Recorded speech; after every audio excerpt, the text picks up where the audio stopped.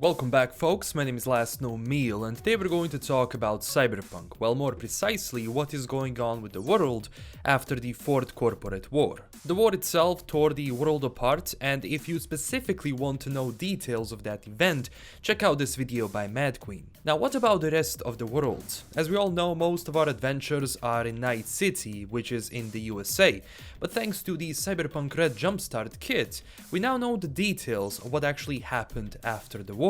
Keep in mind, Cyberpunk Red is a tabletop game set after the Fourth Corporate War and 2077, so it's Cyberpunk 2020, Cyberpunk Red, set during the 2045, and then it's the video game during 2077. The world itself is recovering, and you can imagine this time as the Dark Ages, and then comes the Renaissance, which is 2077, when people already moved onto something else. But it doesn't mean that another war is not on the horizon potentially. So let's see what happened in the world, and the first stop is Europe. Generally, the entire continent has been ravaged by the war, and they lost their ESA and orbital colonies to the High Riders, so their presence in space is much lower now, and I'm going to talk about High Riders very soon. The world's stock exchange and common market maintain stable economy, but some countries like Italy, Spain and Greece are not participating in that economy because of violent, chronic political upheavals. Generally, during the time of the Red, corporations lost their dominion, and in Europe they still managed to hold some power, but governments actually used this time during the war to put some pressure on them and keep them under control. Great Britain, for example, suffered major economic losses due to mass immigration and lack of technological advancement. Their streets are equally dangerous like the ones in the USA. The rest of the smaller European countries, though, are still recovering. Very slowly, though. They didn't have much of an economy before, so during the time of the Red, they are kinda moving forward, but not too much.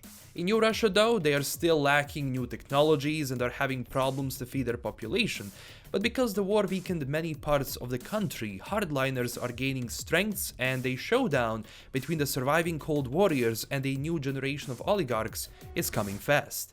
They're actually equal dangerous to corporates, so it will be interesting to see how these things actually unfold later in 2077, because keep in mind, the rest of the world is also moving on, so I want to see how much it actually changed in 2077. Hopefully they actually include some codex or some lore about it. Now let's go to the Middle East. Generally, since the meltdown, or well, Mid-East meltdown in 1997, many nations were actually weakened because of the series of nuclear conflicts there. Only ones to survive are Egypt, Syria and Israel. They were left alone during the war because they were weak already, but now you have certain players and entities who are trying to take control because the dominion of megacorporations was actually over. And because oil and raw materials trade was disrupted during the war, a new interest started to arise to actually go and mine in the remains of the meltdown nation. So in the response to that, many of the Middle Eastern countries are starting to work together to actually repel invaders. Next up is Africa. What we know from before is that Africa was rebuilt into New Africa because Euro nations started working together with all of the scattered countries there to build the Kilimanjaro mass driver. And since then, African nations actually got stronger and they established a strong foothold in space.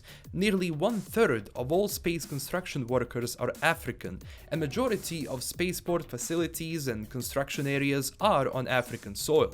And because of that, the states got stronger and people evolved into High Riders, a space-based high-tech society linked by Pan-African roots and determination to never be under any colony ever again. Because of that, they kinda stayed neutral during the war, willing to trade with anyone who's not going to actually attack them. Next up is Asia. They were actually weakened a lot during the war. Japan is still recovering from Arasaka downfall. China is recovering from the loss of Hong Kong due to a biological terror attack. And there are still battles in the South China Sea and the Mongolian Plateau. North and South Korea both isolated themselves, but North Korea is having problems due to struggles for power from various warlords that drain the society and the country itself. And because trade routes and oil fields were hit the most during the war, Southeast Asia, the Philippines, and Australia are damaged and alone, just waiting to be invaded by another power-hungry group. And last but not the least are Central and South America.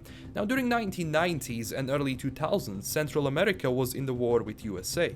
And after that war, they actually emerged as a union of independent states that started to work together. That's why USA suffered heavy losses during that war, and they were expelled from all trade agreements and zones besides the Panama Canal Zone, which it holds by sheer military force against the guerrilla attacks. Sadly, during the Fourth Corporate War, nationalist factions actually used the corporate fighting to support their goals for land and influence. Because of that, many alliances were broken there, but now they're starting to slowly rebuild. And that's all we know about the world during the time of the Red and after the Fourth Corporate War. Keep in mind, more can be revealed once Cyberpunk Red full source book comes out. Until then, subscribe for more Cyberpunk videos and join our growing community on Twitter and Discord. I also made Patreon. If you want to support me there to basically keep making these videos more often, you can check it out there. And huge thanks to my current Patreon supporters. This is LKM signing out, and stay classy everyone. Bye bye.